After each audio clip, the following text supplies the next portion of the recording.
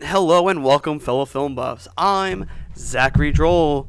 I'm joined by my co-host and fellow cinephile, Hunter Vanalero. Yeah, we are the ones. I don't know. We are the box office. We're not watching The Matrix, but you know, it is what it is. Each and every week, we deep dive into the movie spirit to watch and review any and all films to ever grace the silver screen or your TV screen.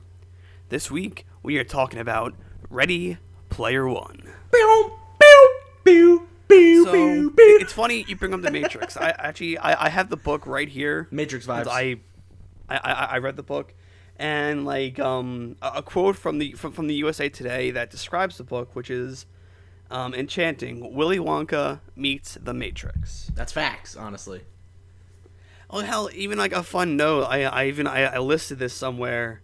But before Gene Wilder passed away, he was originally casted to be James Halliday. That'd been cool. I like the guy they got. Old. Yeah. The old James Halliday. It would have been cool if we got no. You know the trailer that came out a while ago with the imagination? Your imagination. Yes. Yeah, that's one of the Willy Wonka songs, right? Yes, that is. Yeah. Dude, that just encapsulates what it is. Like, this movie is visually awesome. But we'll get into that later. A humble brag. I was able to watch this on my nice 4K TV in my room, and also I have like a fucking I have a surround sound. So oh, nice, big old humble brag. It was like it's a nice like visually stunning and nice hearing everything and feeling everything. But also as a side note, I will be talking about the book a lot in this review because yay. With book adaptations, you gotta talk about the book a lot. For the most part. There are some things in this movie that I liked more than in the book, but there are a lot of things in the book I liked more than the movie. But with that being said, Ready Player One is a 2018 American sci-fi action adventure film based on Ernest Cline's 2011 novel of the same name. This film is directed by Steven Spielberg from a screenplay of Zak Penn and also Ernest Cline himself. This movie is set in the year 2045. Much of humanity uses the virtual world of the Oasis to escape the real world orphaned. Woof. He is ordinary, Orphaned teenager Wade Watts finds clues to a hidden game that promises the Oasis ownership to the winner. And he and his four allies try to complete it before a corporation run by the businessman Nolan Sorrento can do so. Hell yeah, dude. That is the first time an overview did not list the cast in it. Well, I deleted it. Oh, well, shit, I didn't know that. Because I deleted it because we're going to talk about the cast in literally a second. Well, Hunter, you want to talk about this cast real quick? Yeah, this cast is actually really, really good. We got Ty Sheridan, who is also known as Cyclops and from the X-Men movies, and he was in Scout's Guide to the Zombie Apocalypse, one of my favorite stupid movies of all time. He plays Wade Watts / Parzival. We have Olivia Cook. Ooh, icing on the cake right there. She wasn't even supposed to be in the movie. She was up running with 3 other actresses, but we'll get to that in the notes. But she's from Bates Motel, and she's been in a bunch of other movies that I have not seen. But Bates Motel, that's what's up. I've seen a couple movies she's in, I just don't remember. She played Samantha Cook / Artemis. We got Ben Mendelsohn, motherfucking Talos himself, as Nolan Sorrento, a.k.a. Boss Man. Yeah, we got Man 69. Yeah, we got Lena Waithe as Helen Harris, a.k.a. H, spelled A-E-C-H, which I didn't know about. I didn't know that's how it was spelled. Oh, same. Yeah, I was like, what the fuck? Makes sense. It's more phonetic. TJ Miller as IROC. We got Simon Pegg as Ogden Morrow / the Curator. We got Mark Rylance as James Halliday / Anorak, the All-Knowing. We have Philip Zhao as Zhou / Show. And we have Win Morizaki as Toshiro / Daito. And then we got a couple other characters sprinkled in here and there that aren't as important, unfortunately. I'm gonna be honest. Since I sat through the entire X-Men franchise with my friends recently. Oh, recently. I was gonna say I watched it too. Because of the stuff in WandaVision. Yeah. Looking at Olivia Cook, I think she would have been a better fit for Jean Grey, to be honest. She just wasn't as popular at the time. I can understand that, but like looking at her, I'm like, she has better chemistry with Ty than the other actors. Oh, Sophie Turner? Yeah, Sophie Turner's really good looking, and her hair is naturally red, I believe. Or blonde. Close enough. But No, it's just... I thought it was think naturally red. 'Cause she had it all throughout Game of Thrones, yeah, but I think you can just dye it. Either way, I think she like, was good for Game of Jean Thrones Grey, it's just... Well, I think Olivia Cook would have been a good Jean Grey, to be honest. Oh, yeah, but she probably would have like had that. It probably would have saved Dark Phoenix. I mean, at least the chemistry, because you see Ty Sheridan in that movie with Sophie Turner, and they have chemistry. It's just not phenomenal chemistry. Yeah, it's not natural. It's kind of just like there. It's like, okay. I don't know, man. Yeah, like I'm gonna get into a lot of the darker stuff about this book, especially involving I think it's Sho. It's very sad in the book. What happens to him? Is Sho blind? No, because during the Shining sequence, he says he watched the film through his fingers. Oh, through his fingers. Okay, I get it. I thought he was blind and had to like fucking. But then it was revealed for him to be 11, so it makes sense that he watched it through his fingers. Dude, Shining isn't even that scary. It's not. I don't understand why. There's like 2 scary people, sequences, and that's it. I don't understand why people put it on such a high pedestal for It scary. is a good horror movie. It's just not a scary movie. Also, I got to talk about IROC as well, because you also stated in your notes, and I'll get into that as well. I ended up looking into it, because I was like, I wanted to see if you could like find him in the background. Nah, he ain't there. So yeah, like the budget of this film though was between 155 million or 175 million. Yeah, give or take. Don't know. I think there was a couple reshoots. And but it kind of made its money back, not fully. It wasn't a total box office success. What do you mean? Its box office made all of its money back. Yeah, but like count for inflation at this point too, being in like it's been 2 years, dude. 2 years. Well, it was still early it made 582.9 million at the box office. Well, yeah. Okay, so I'm gonna get into. That's a lot. It's a lot, but it could be a lot more. They were looking at this to be a $1 billion franchise. Like they were like, "This is gonna be the fucking shit." I can already tell you that the second movie plan is gonna be a fucking bomb. You think it's gonna be a bomb? Really? I think it's gonna be interesting. The second book has gotten a lot of bad reviews so far. Well, because the second book seems like a cash grab. You know what I mean? More it's just or like less. let's capitalize on this. It's like, okay. But all right. But before we dive into the notes, I'm going to give you some brief knowledge about this book. Sure. So this book, I've read through it once. I'm going to read through it again after we get done recording because I just love this book so much. Pretty much the cliff notes are IROC is a character. He's not this big, brooding like bounty hunter. In the books, he is just a kid. Yeah, he's supposed to be in Wade's class. Yes, he's in Wade's class. Everything. He's pretty much like the douchebag of the school. Mm-hmm. A sad note: Sho gets killed in the book. The 11-year-old?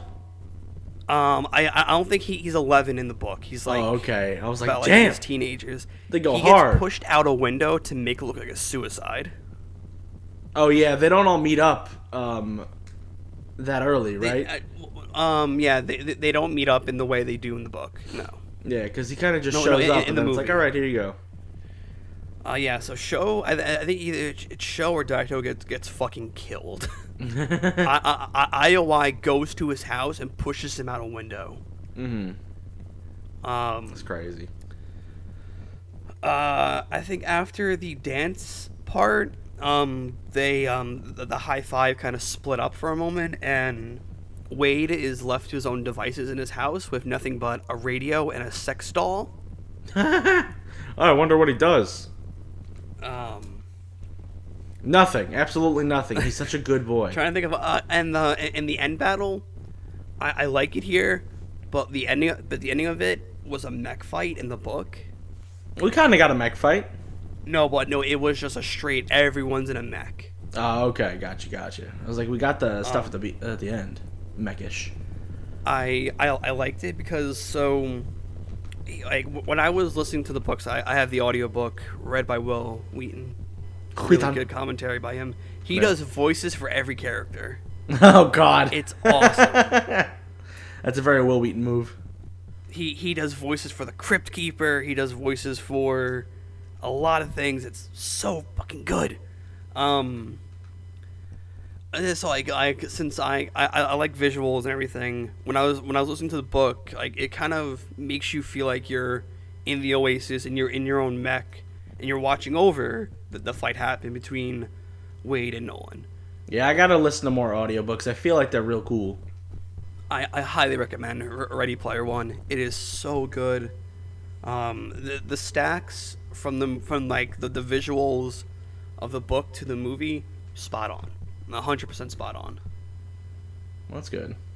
But yeah, other than that though, good stuff. I recommend it. Give it a listen. Read the book if you want to. I don't have thoughts on the second book yet. All I know is I heard it's bad. You just bought it and you were like, all right. No, actually, I got it for free since I had signed up for Audible Premium. And then I canceled it just like you're one of those guys. And then they gave me kind of like free credit. Yeah. So then I put that towards Ready Player 2. Ready Player 2. And yeah, I'm not gonna. It's a free book. I'm not gonna complain. Yeah, that's fair. But all right, guys. I've babbled enough. I'm gonna dive into these notes for you guys. Hell yeah. Development of this film began in 2010, when Warner Bros. Acquired the rights to the book. In July 2015, Spielberg directed and produced the film, with casting for the film beginning in September of 2015. Filming began in England in July of 2016, was completed in September of 2016. Ooh, 2 months to film it? Wow. Normally you see films take longer. I think it was just in England they did the filming. It was. I'll never forget seeing all the YouTube videos I was watching on this thing. The visual effects were handled by Industrial Light and Magic, ILM, Digital Domain, right? Yeah, Domain, and Territory Studios, with some pre-visualization done by The Third Roof. As with the novel, several pop culture references appear throughout the film, with references to Back to the Future, The Iron Giant, and The Shining. Hell yeah. Those are like the biggest ones. So yeah, I'll never forget when this film was announced that was being made, I was looking on YouTube for any more news, and I came across like the people in England just recording scenes that were happening.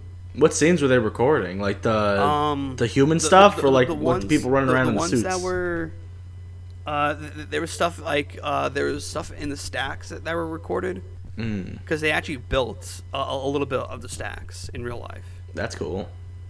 But the main ones that were showing up on YouTube were the final chase scene with the mail truck and the IOI car. Oh, that's dope. Makes sense though. It's cool to see that the stacks were built though. It wasn't like a full one, like everything was built. I think it was like maybe like a few towers were built. That was about it. Mm-hmm. But yeah, like the Back to the Future stuff was awesome. I love Back to the Future so much. I wish there was a little bit more references to Back to the Future. Well, there is like when we're seeing Wade first walk through the Oasis, there's a Doc Brown in the background.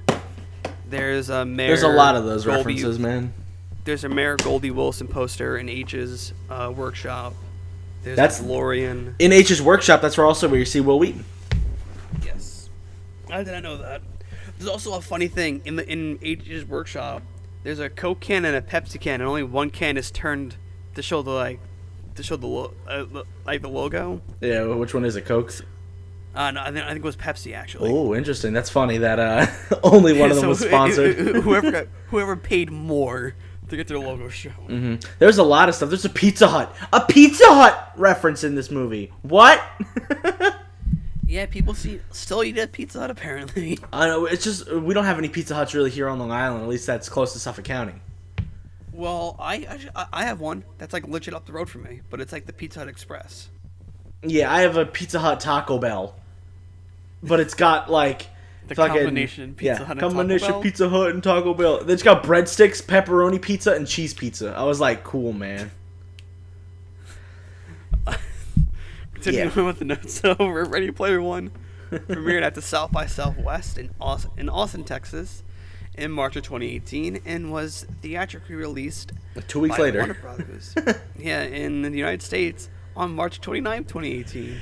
The film received generally positive reviews from critics and grossed over $582 million, as well as nominated at the 91st Academy Awards, 24th Critics' Choice Awards, and 72nd British Academy Film Awards, as all the visual effects, but lost to The First Man and Black Panther, respectively. How did it lose to First Man?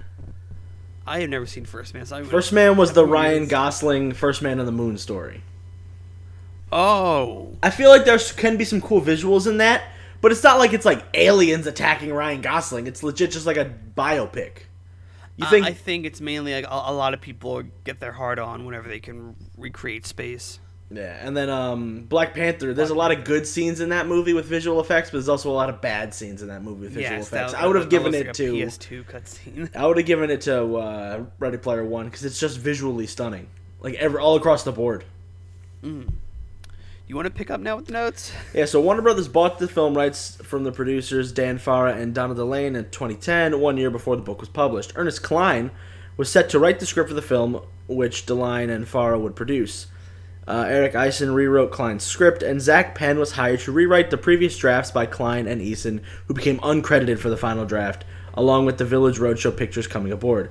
Steven Spielberg signed on to direct and produce the film, which Kristen Krieger also produced, along with Delane and Farah. Cline and Penn made several revisions while adapting the novel to film. Most of these changes were to eliminate scenes that would be uninteresting in a visual format, such as when Wade beats the high score in Pac-Man and recites all the lines from the film War Games. I would not have I wouldn't have wanted to see the War Games thing. I think that would have been kind of lame. The Pac-Man one would have been fun because I know how that scene plays out. Yeah. Because he pretty much, I think he frequents a pizza shop every time. And just tries to and then also like with the Pac-Man high score, that's how he gets the 1-up coin. I liked him getting it from the curator by making a bet. I think that was more interesting. I think like the reciting all the lines from War Games would have been interesting if they would have dumbed it down a lot. Just like recite like the opening, like recite one of the monologues or something that they give, or like one of the big scenes. Or mainly just have them go through the ending of yeah, War Games. Maybe. Anyway, so like I was saying up at the top of the show, Ellie Fanning, Olivia Cook, and Lola Kirk were frontrunners for the role of Artemis, with Cook announced as being part of the cast in September. Ben Mendelsohn, Ty Sheridan, Simon Pegg, and everyone else joined later. It's crazy that Olivia Cook was the first one cast in this film. The main character, Ty Sheridan, wasn't even cast until later. That's crazy. Cook was in the film in 2015, and then Ty didn't even come in until February of 2016. That is ridiculous. I gotta see who these actresses are because I don't remember. You don't know who Ellie Fanning is? I think I do, but also like gotta remember, like I think I probably know Dakota Fanning. That's true. Yeah. I don't know who Lola Kirk Fanning is though, and then everyone else, like I said, joined later.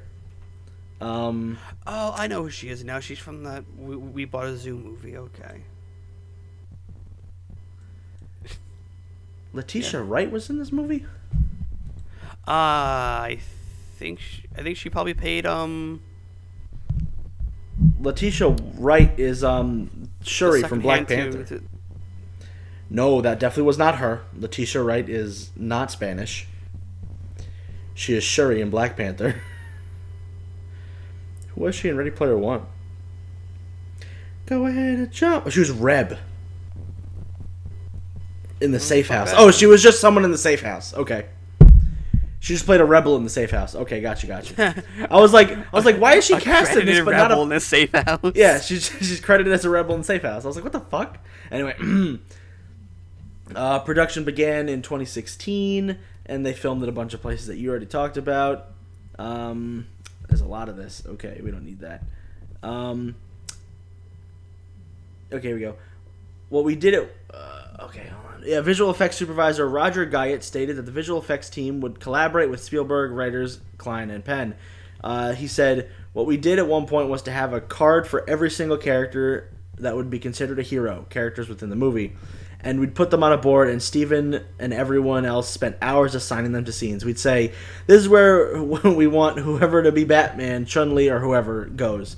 And then we went through the whole movie doing that. As the scene develops, we got an understanding of how many characters we needed. That's crazy. They just went, we need all these characters. Which ones can we use? If you notice, there's like no Marvel characters in this movie. That we can see. Oh yes, that we can see up in, like, we see Batman, we see Joker, we see Harley Quinn, we see Spawn, we see Chun-Li, Ryu, like we see all these characters from video games and TV shows. A cat with big tits. Yeah, yeah. But we don't see any, like, we don't see Iron Man, we don't see Captain America, we don't see Spider-Man. I understand not seeing Spider-Man, that's a Sony thing. But like, I'm surprised we didn't see Iron Man. At least up front. I think it's because MCU was like, nah. Yeah, Marvel Studios is a little tight. Yeah. Big mistake. Yeah. Part of the film takes place in a virtual space based on the Overlook Hotel as seen in the movie The Shining. This was mostly a digital recreation using high-quality telescene of the original film, allowing new camera angles and shots that did not appear in the original film. Some original footage, though, was used with ILM's modifications. Only a few scenes of the sequence involved real actors, such as the appearance of the Grady twins, and required production of the physical sets. The Shining sequence was post-processed with film grain and other aging effects. Fuck you, Philadelphia, PA. And other aging effects. I get random calls sometimes. Your warranty. Effects to make new footage closely resemble the original. During the production of Ready Player One, the VFX team built the sequence of the Overlook in the digital realm. Stanley Kubrick's blueprints were used to create the film. They also made a bunch of references, including the Time Machine, Iron Giant, Chucky, King Kong, which was modeled after the 1933 version, the T-Rex from Jurassic Park, and they used Digital Domain, used the motion capture and virtual sets. They created over 300 effect shots for the primarily live-action portions of the film. That's crazy. I thought the Kong was based off of James Cameron's Kong. Nah. I think it's supposed to look like that, but then like the fur and the coloring is different. But whatever. I still found it funny how there's a Mecha Godzilla in Kong, and we're just covering shit like later on. Yeah. The virtual sets were powered by game engines and were used congruently with the motion capture process, with pre-visualization supervisor Scott Meadows explaining that in real time Snyder would put on a headset and scout the sets and make adjustments. That's fucking cool. On June 2016, John Williams was initially to form. John Williams came onto the score, but he wasn't able to do it, and then Alan Silvestri came on for the rest of it. The original score was released by Water Tower Music as a 2-part CD on the 30th of 2018, with a vinyl and cassette releases projected. So much stuff. So much bullshit. At Spielberg's request, Silvestri references his own music to Back to the Future, and they even get the King Kong theme, the Akira theme for Godzilla, and even the theme from The Shining. And funny note. And you added a little note, yeah. Yep. It's funny to see that the Akira bike is in this movie. A lot of people, like, if you know Spielberg's career and you know like George Lucas's everything, they said that Akira would be unmarketable in the United States, which proved to be wrong. Akira is up there with the most beloved anime stuff outside of like I'm talking about older anime outside of maybe like Cowboy Bebop, Dragon Ball Z. Yeah, we'll be covering it at some point soon. Yes. We might cover the Cowboy Bebop movie as well. Who knows? Yeah, that's a good movie. Where are we? All right, let's move on to the plot. Okay. I'm going to give you a break, Hunter. You've read a lot. Good. In 2045, people seek to escape from reality through the visual reality entertainment universe called the Oasis. Ontologically anthropocentric sensory immersive simulation. I got it in one. Hey, good job. Do you want a cookie for that one? I do. You weren't gonna do it. Exactly, because I only know it by the Oasis. It was never like I've never heard any of that. I don't know, man. It's not even in the book. Yeah, so the Oasis created by James Halliday and Ogden Morrow of Gregarious Games.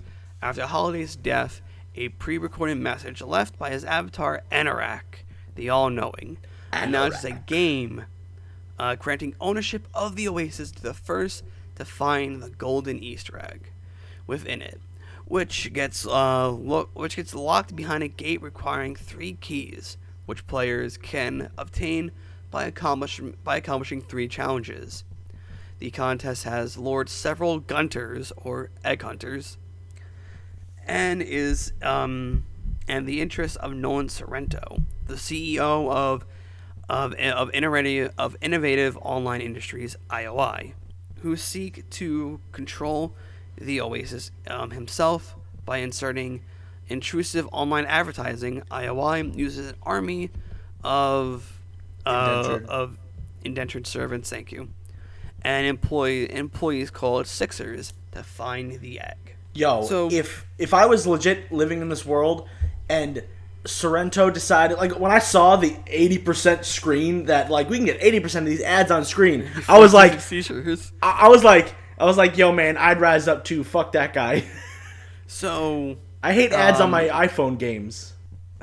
So I remember back when there were no ads on them. Oh, dude, I wish we didn't get ads on free games and stuff like that.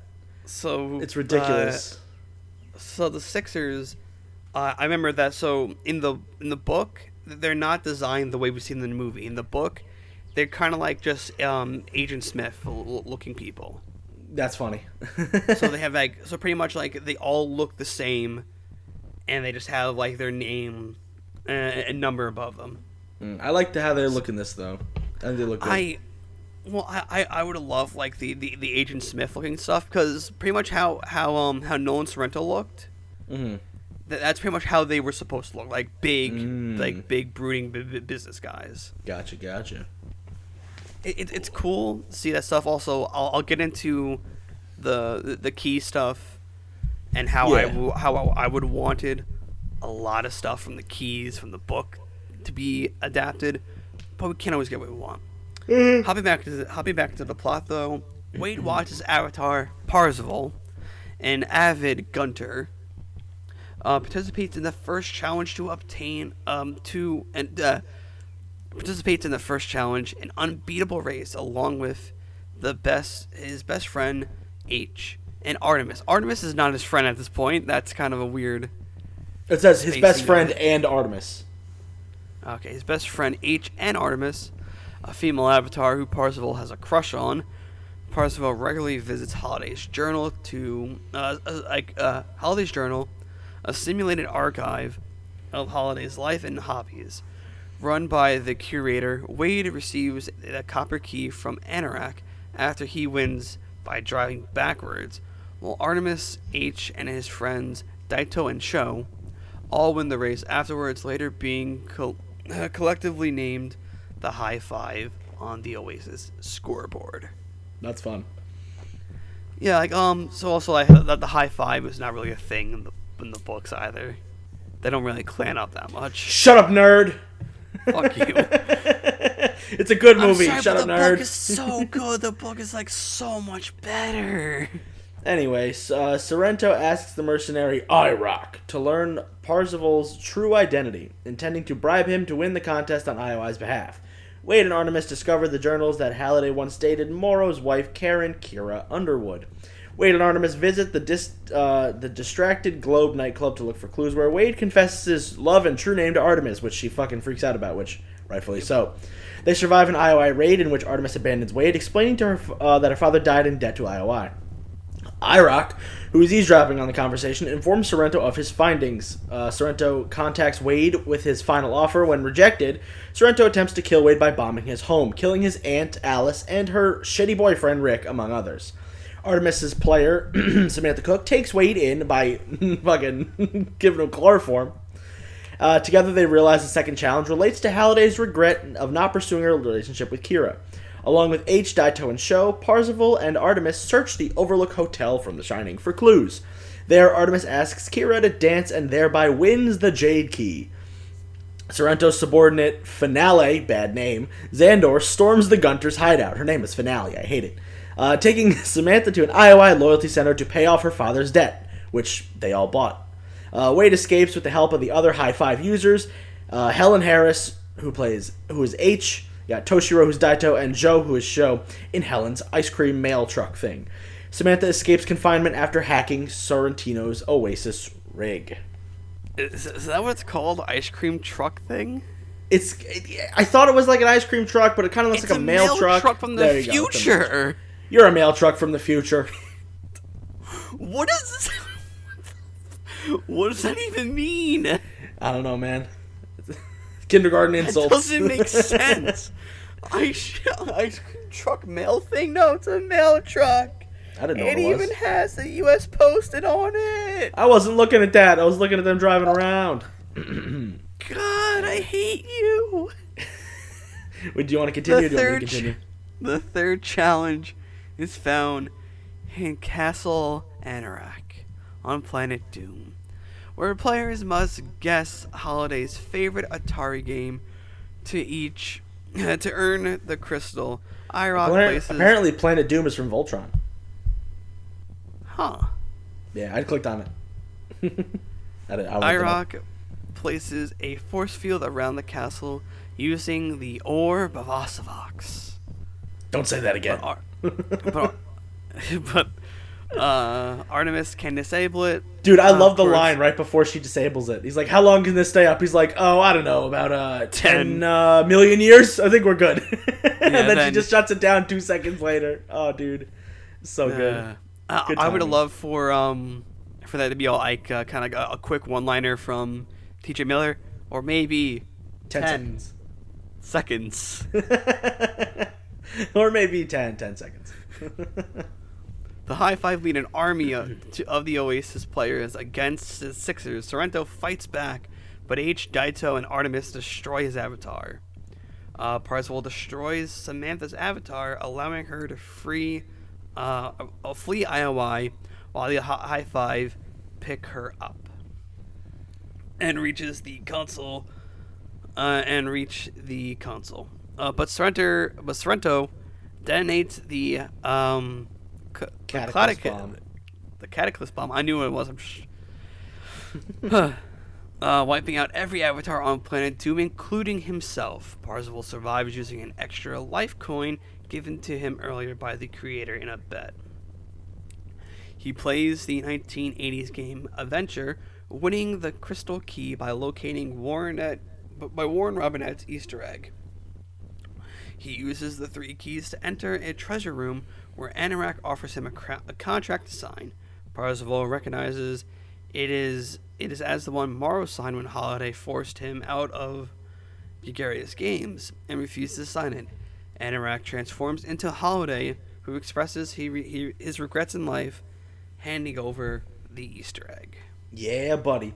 This is a really good scene before we finish it out. This is a really good scene where we get to see, like, him basically saying, hey, man, I wish I lived more in the real world. I wish I got to, like, kiss the girl I loved. Don't just live in the world, blah, blah, blah. And that's when they make the rules, like, hey, we're only allowing the Oasis to be opened on Tuesday and Thursday, blah, blah, blah. It's cool. Mm-hmm. As Sorrento and Xandor are arrested by police, who received a recording of the confession from Arm H, Ogden Morrow appears, revealing that he is the curator.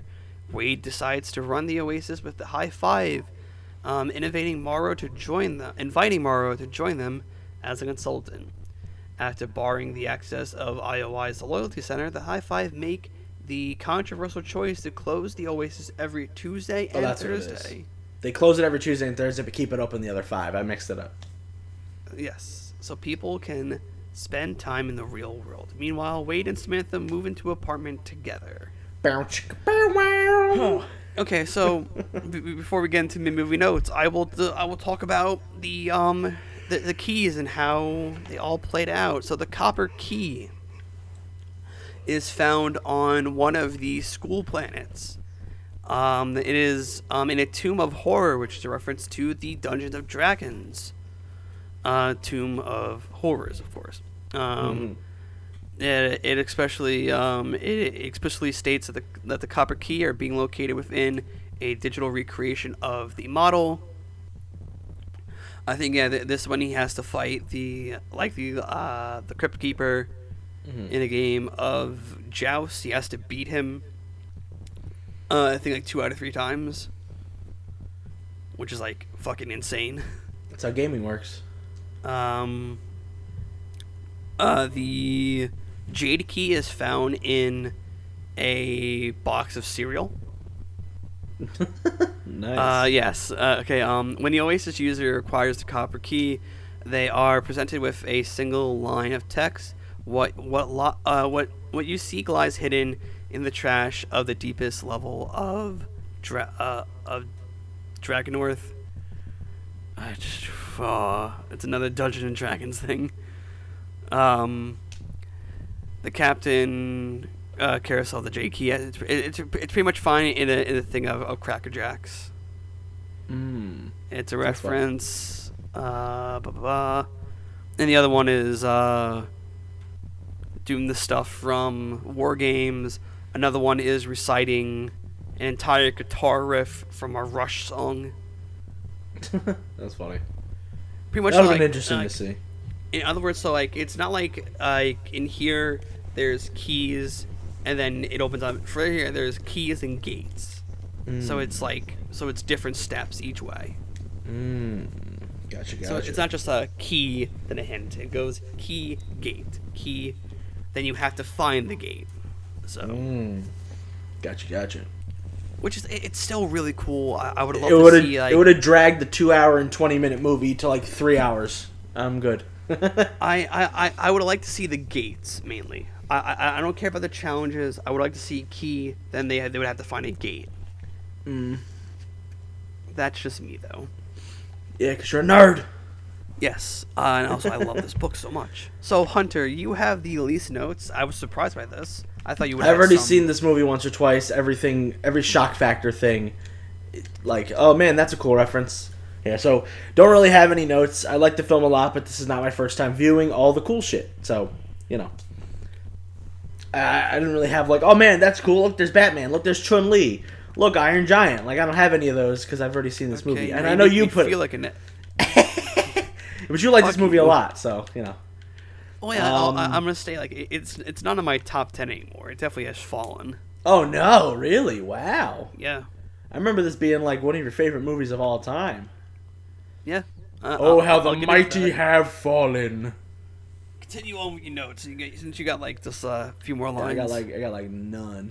What was that? Lots of funny Easter eggs, including Will Wheaton. He appears in a picture. A poster while Parzival is trying to like get his his attire ready for the date with Artemis. Right in front of the mirror, it's a picture of Will Wheaton. In the book, I believe Will Wheaton is referenced as the community manager. I think so. And he's also obviously he reads the audiobook, and yeah, a lot of people were complaining, like, I can't believe Will Wheaton didn't get a cameo, blah, blah, blah, blah. And I'm sitting there like, I just saw him. What do you mean?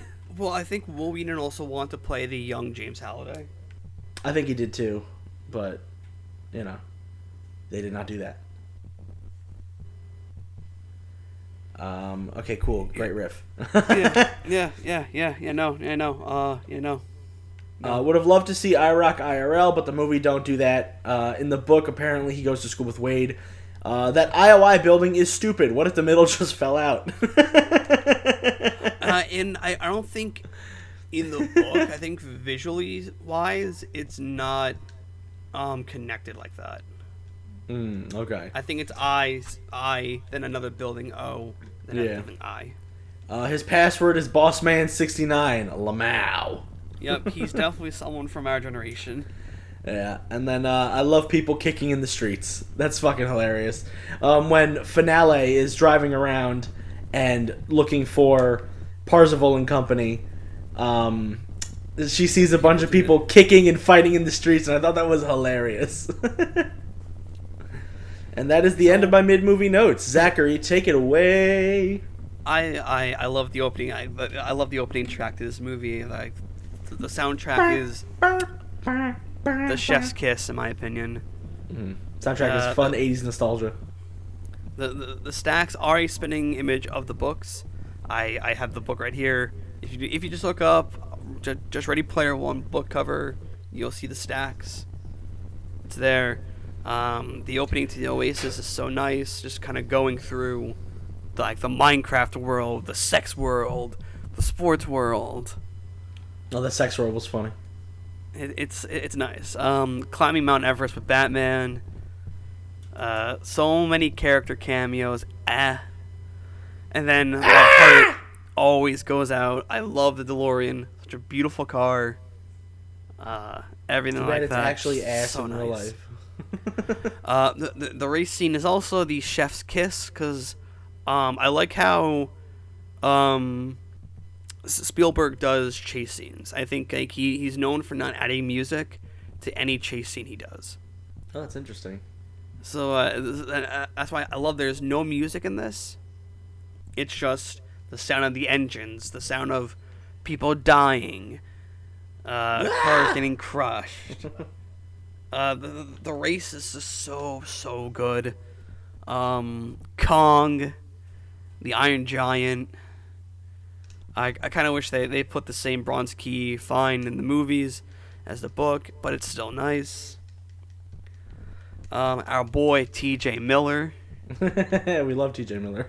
And here's where he gets to my outrageous notes. She touches his pee-pee. He tells her she does touch pee-pee. He tells her name after good pee-pee touch. Facts. He's like, yo, I love you. My name's Wade. And it's like, bruh, I just touched your pee-pee once. The Zemeckis cube for the win, including the Back to the Future chime. When this was done in the book, it was so epic. Holy hand grenade. I forgot. I think this was referencing. Oh yeah. So this is when Nolan calls Wade to his office. This scene is good, but the book was a little bit cooler. Yeah, what they do in the book? Because they were arguing, and he goes, "Sit down, Wade."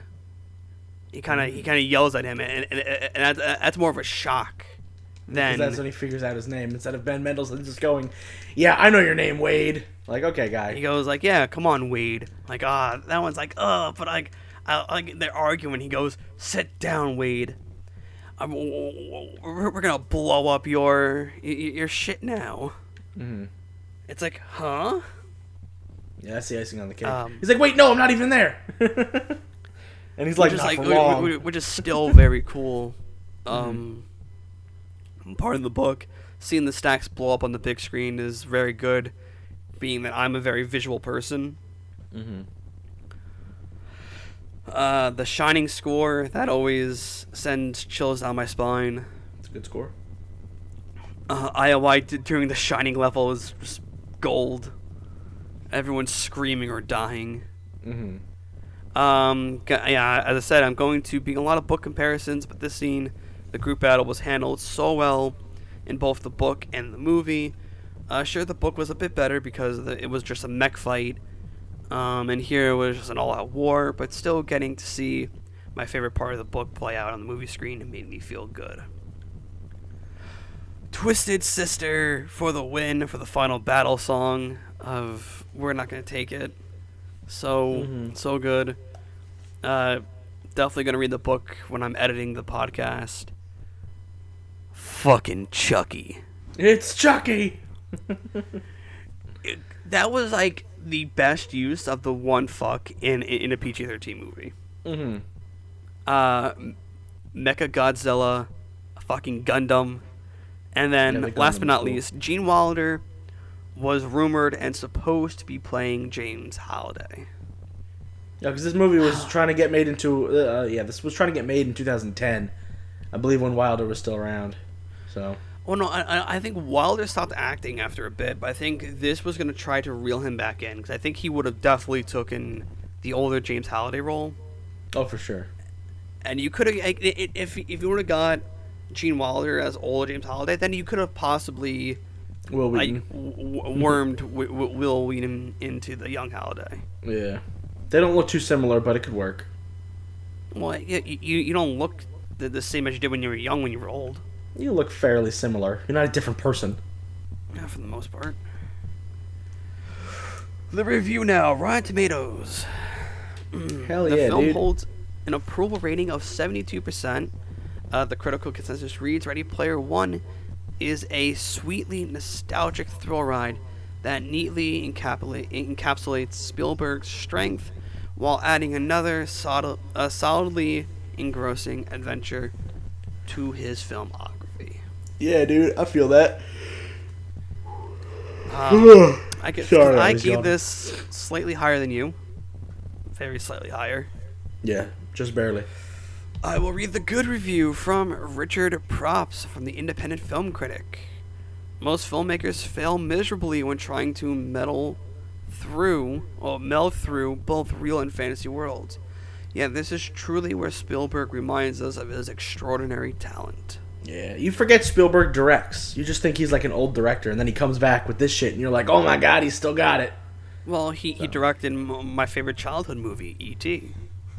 Phone home. Yeah. So, now on to the bad review by Jonathan Romney from Film Comment Magazine. For all its ferocious energy, Ready Player One strikes me as a product of a cinema of exhaustion. It's a film about having come too far and being at the end of something, where extraordinary things no longer mean much or have become toxic. What is that review? I don't think that guy understood anything about this movie at all. A lot of the bad reviews legit were just kind of like complaining because they're babies. Yeah. Okay. This just seems like a nonsense complaint. This is the only one that sounded somewhat smart. It's smart because he used big words. Everything was like, I'll even go back to. Hold on. Some of them were just like movie bad. So some of the negative reviews go as, and I don't care. Why? God, fucking ad blocker. Yeah. I gotta fucking refresh now. Okay. Some of the bad reviews go. Ready Player One is a pageant of now dated pop culture references and elaborate feat of CGI and copyright clearance with image from games and movies speeding past to the tune of Van Halen and Aha. I saw this film in IMAX, and a week later I'm still waiting for the safe return of my optical nerves, but it was the mirage emotional charge of the shock for most. Turns out treating the movie entirely as a jungle gym brings out the Peter Pan's inner brat. He made a movie for Lost Boys. Yeah, These reviews seem kind of just petty. Yeah, so I went just like I went with the one that sounded the most knowledgeable, at least for the most part. I feel that. Everything else was just like, oh, my eyes hurt. Oh, it's just CGI. Oh. Do you not realize what the movie's supposed to be? like this one. It is, despite Spielberg's claims, neither a purely hearted popcorn flick nor a, I'm not even going to fucking pronounce, Paul Vey. No. Not even gonna fucking try. But something usually uneasily is between cowed by the idea of the fanboy demographic. All right. And that was from BuzzFeed. Oof. No, never trust BuzzFeed. All right, I'm going to read my review. I gave it 7. She could actually be a 300-pound dude who lives in his mama's basement in suburban Detroit, and her name is Chuck, out of 10. I went for it. I can tell. So, explain. Why'd you give this rating, big guy? Hey, I'm only big because I'm taller than you. Okay. This film is visually stunning oh my god. This film is visually stunning. This is my rating explanation. From what I've heard, is a solid adaptation of the book with a sequel to come. It's just the story itself leaves more to be desired. Sheridan and company are great, but the movie moves way too quickly once it gets started. It has a big pacing problem.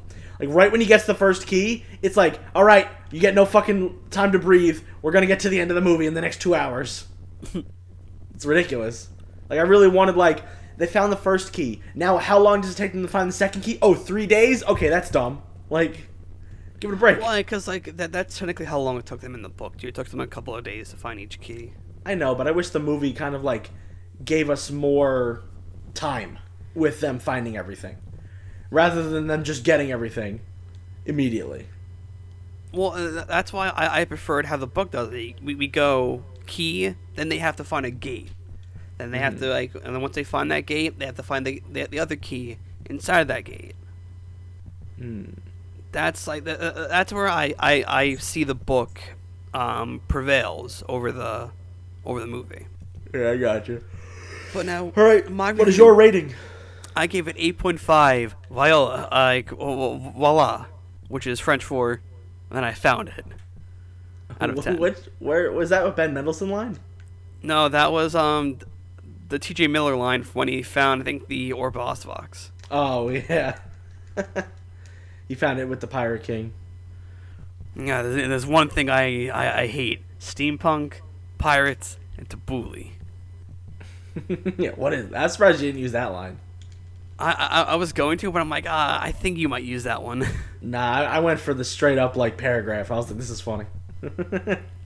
So speaking of paragraphs, I have a paragraph of on my rating explained. Yeah, mine's like a sentence, and you're like going ham. I've gone on and off the record in saying I love this film, and it's up there with one of my favorites. But watching it again with a more critical eye, I do see the flaws. Also, as always, the book for the most part is way better. The movie does things better that mainly bring the world of the Oasis to life. Other than that, they could have done the similar things from the book to the movie, with the fact that the author of the book being on the writing staff of this movie.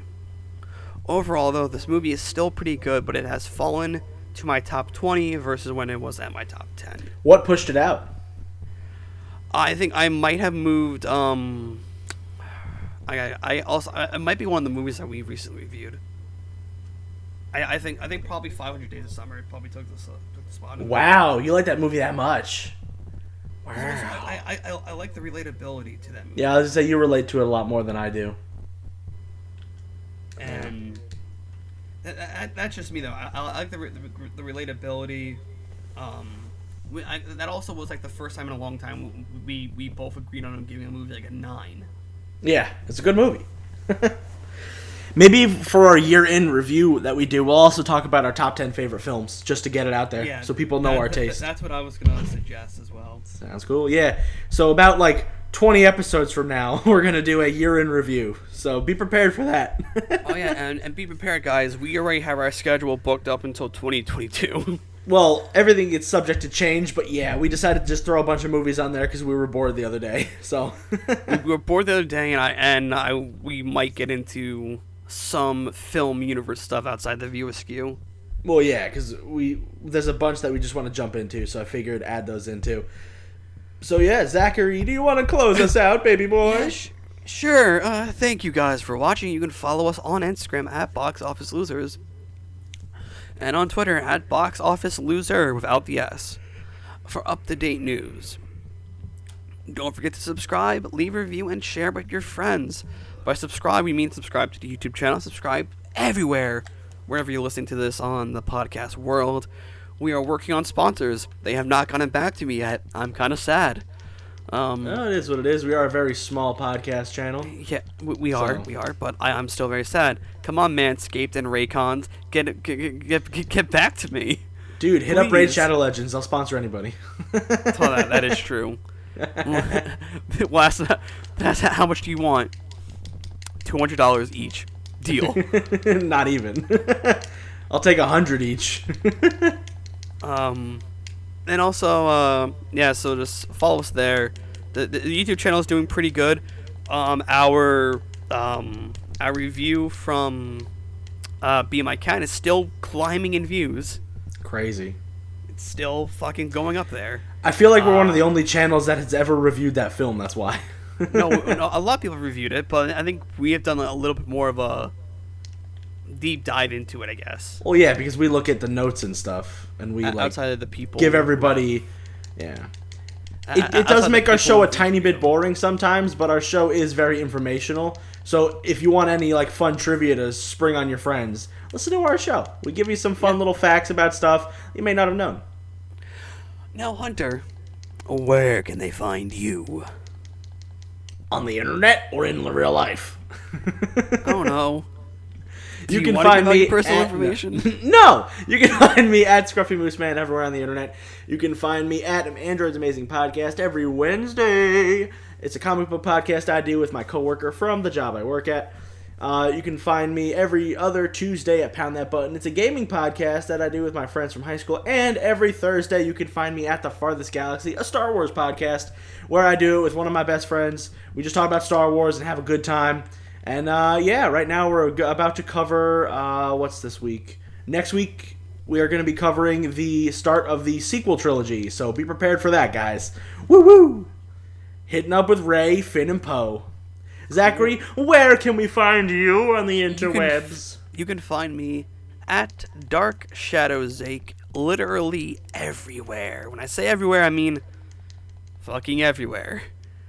You can also find me every Thursday on the Sports Hit List reviewing AEW and the AEW Injection.